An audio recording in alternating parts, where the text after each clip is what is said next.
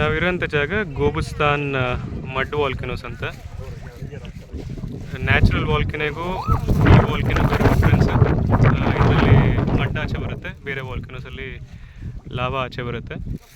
So ಗೋಬುಸ್ತಾನಲ್ಲಿ ಅಜರ್ಬೈಜಾನಲ್ಲಿ ಸುಮಾರು ಒಂದು 400 ಈ ಥರದ್ದು ಮಡ್ ವಾಲ್ಕನೋಸ್ ಇದೆ.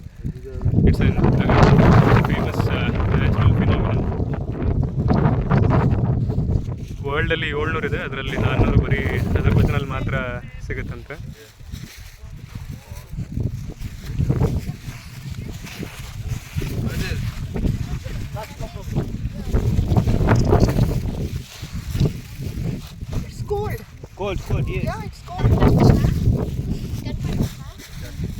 ಇದರಲ್ಲಿ ಮೀಥೇನ್ ಗ್ಯಾಸ್ ಆಚೆ ಬರುತ್ತೆ ಭೂಮಿಯಿಂದ. So it's a same volcano ಫಿನಾಮಿನನ್ನೇ.